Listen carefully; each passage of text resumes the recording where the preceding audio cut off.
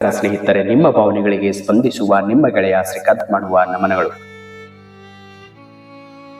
ಇಂದು ಒಬ್ಬ ವ್ಯಕ್ತಿ ಕಷ್ಟದಲ್ಲಿ ತನ್ನ ಸಾಧನೆಯನ್ನ ಮಾಡಿರ್ತಕ್ಕಂಥ ವಿಚಾರವನ್ನು ಇಟ್ಕೊಂಡು ನಿಮ್ಮ ಜೊತೆ ನಾನು ಮಾತಾಡ್ತಾ ಇದ್ದೇನೆ.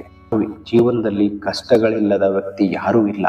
ಕೆಲವರಿಗೆ ಹಣದ ಕಷ್ಟ, ಕೆಲವರಿಗೆ ಆರೋಗ್ಯದ ಕಷ್ಟ, ಕೆಲವರಿಗೆ ಸಂಬಂಧಗಳ ನೋವು, ಇನ್ನು ಕೆಲವರಿಗೆ ನಂಬಿದವರಿಂದ ದ್ರೋಹ. ಆದರೆ ಒಂದು ಸತ್ಯವನ್ನ ಎಂದಿಗೂ ಮರೆಯಬೇಡಿ, ಕಷ್ಟಗಳು ನಿಮ್ಮನ್ನ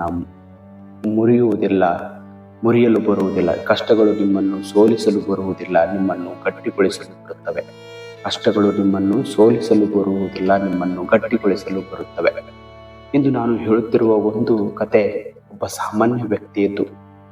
ಅವನ ಹೆಸರು, ಅವನ ಸಾಧನೆ, ಅವನ ಪಟ್ಟ ಪರಿಶ್ರಮದ ಕುರಿತು ನಾನು ನಿಮ್ಮ ಜೊತೆಗೆ ನನ್ನ ಒಂದು ಮಾತುಗಳ ಮೂಲಕ ಹಂಚಿಕೊಳ್ತಾ ಇದ್ದೇನೆ. ಒಂದು ಸಣ್ಣ ಹಳ್ಳಿಯಲ್ಲಿ ರಮೇಶ್ ಎಂಬ ಯುವಕ ವಾಸಿಸುತ್ತಿದ್ದ. ಅವನ ಕುಟುಂಬ ತುಂಬಾ ಬಡತನದಿಂದಿತ್ತು. ತಂದೆ ಕಾರ್ಮಿಕರು, ತಾಯಿ ಮನೆ ಕೆಲಸ ಮಾಡುತ್ತಿದ್ದರು. ರಮೇಶ್ ಓದಿನಲ್ಲಿ ಚುರುಕಾಗಿದ್ದ. ಜೀವನದಲ್ಲಿ ಅವನಿಗೆ ಏನಾದರೂ ಒಂದು ಸಾಧನೆ ಮಾಡಬೇಕಂತಕ್ಕಂಥ ಚಿಂತನೆಯ ವಿಚಾರ ಅವನಲ್ಲಿತ್ತು. ಹೀಗೆ ನಡೀತಾ ಇರುವಾಗ, ಪರೀಕ್ಷೆ ತಯಾರಿ ಮಾಡ್ತಾ ಇರುವಾಗ ಒಂದು ದಿನ ಅವರ ತಂದೆಗೆ ಅನಾರೋಗ್ಯ ಒಳಗಾಗ್ತಾರೆ. ಅವರು ಸಂಪೂರ್ಣವಾಗಿ ಹಾಸಿಗೆಯನ್ನು ಹಿಡಿತಾರೆ. ಅವರ ಸಂಪೂರ್ಣ ಹೊಣೆಗಾರಿಕೆ ಎಲ್ಲವೂ ರಮೇಶನ ಮೇಲೆ ಬೀಳುತ್ತದೆ.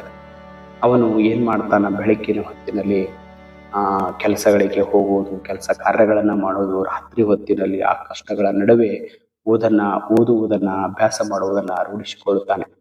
ಹೀಗೆ ಅವನ ಅಭ್ಯಾಸವನ್ನ, ಅವನ ವಿಚಾರವನ್ನ ಅತ್ಯುಚ್ಯವಾಗಿ ಕಾಣ್ತಾರೆ. ಜನ ಅವನನ್ನ ಕೀಳಿರಿಮೆಯಿಂದ ಕಾಣ್ತಾರೆ, ಅವನಿಗೆ ಅಸಹ್ಯ ಮಾಡ್ತಾರೆ.